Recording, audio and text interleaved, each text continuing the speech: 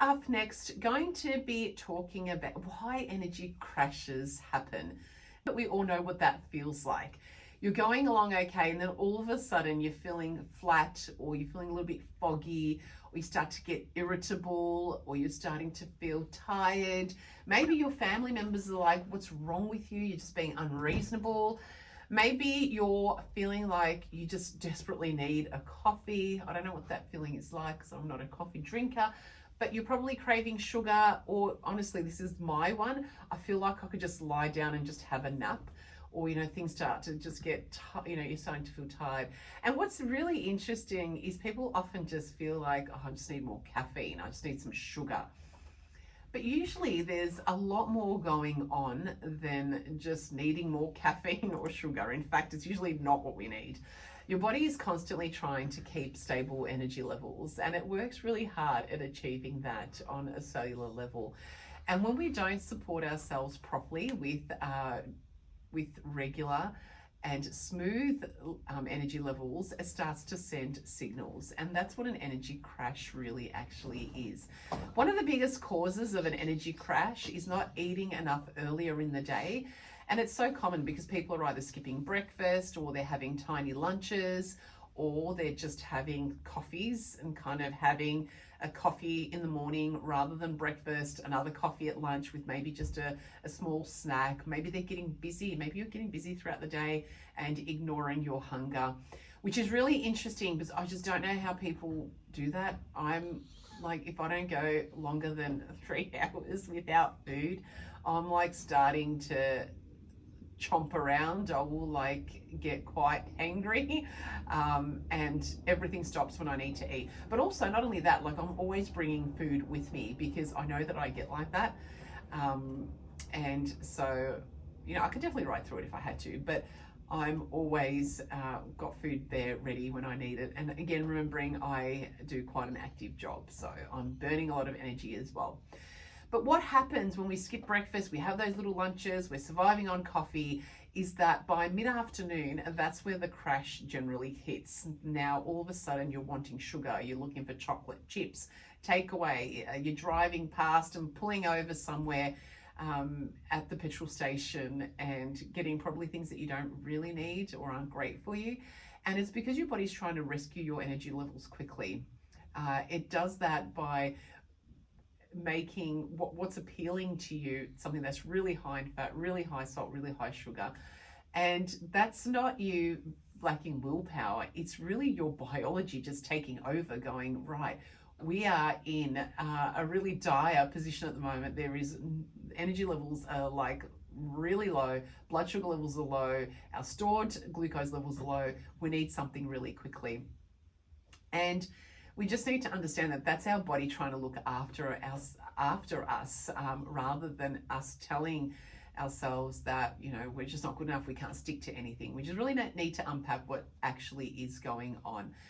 And what we can do is balance out our meals. So this is one of the first things that we can do, is other than just eating regularly, another thing is just balancing out your meal. Because if your breakfast is, say, for example, just toast only with a bit of butter or Vegemite, or it's just cereal with a bit of low-fat milk, for example, or just a muffin, or something that's mostly carb-based, what happens is your blood sugar levels rise and your energy rises really, really quickly. But what happens is, because of the quick rise, the insulin overreacts and then pulls too much of those blood sugar levels out, and that's when you get the crash. And that's when you just feel like, oh, I'm just hungry again, like so soon after. But it really comes with a sense of urgency. It's not a gradual hunger that builds over time. And that's why protein and fiber matter so much in this equation, because what happens is they slow things down. They actually slow the digestion down. They stabilize the blood sugar levels and the energy, and they also help you to keep fuller for longer. So that is a really, really good key to balancing out, is firstly, make sure that you're balancing your meals. Dehydration is another massive one. Sometimes people think that they're tired, but all they need is just some water. They're actually underhydrated. And even some mild dehydration can make you feel foggy, a little bit headachy, a little bit low in energy, a little bit like you can't be bothered moving, especially when, at the time where the weather does get cooler, because we tend to drink more water and we're in heated environments that can dehydrate us quite quickly. So that is something that is another clue as to how we can iron out our energy levels throughout the day. And then of course there's sleep, because no amount of healthy eating is going to override just feeling exhausted and lacking sleep. And when people sleep poorly, the body naturally craves quick energy foods more aggressively, because the leptin and the ghrelin hormones do change in the body. And that's why tired people often feel out of control around food.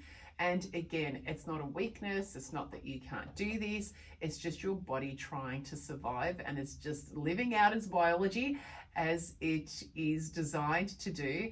And unfortunately, it can feel out of control to you in that moment. So what can we actually do? So we can just keep it super simple, things that you can probably tell me yourself, and it's just a matter of just taking action and not dismissing these things as simple, ineffective strategies, but actually just starting to take action and make changes. So this is where we can keep it really simple. Stable energy usually comes back to eating earlier in the day, including protein in your meals, making sure we're adding fiber, making sure that we're staying hydrated, improving your sleep, and reducing long gaps without food. And some of these answers are really quite boring, but they're incredibly powerful and they absolutely do work. So the important thing is to remember is that your body is not trying to sabotage you. Most of the time, it's just responding to what's actually happening inside. And when you start to meet your needs better, then those energy crashes become a lot more stable, and you can reduce your cravings, your mood's going to improve, and you're going to feel a hell of a lot better throughout the day. So give that a go. Start to add in some extra protein, some extra fiber. Make sure you are getting enough water, get your sleep, and notice how different that experience can become.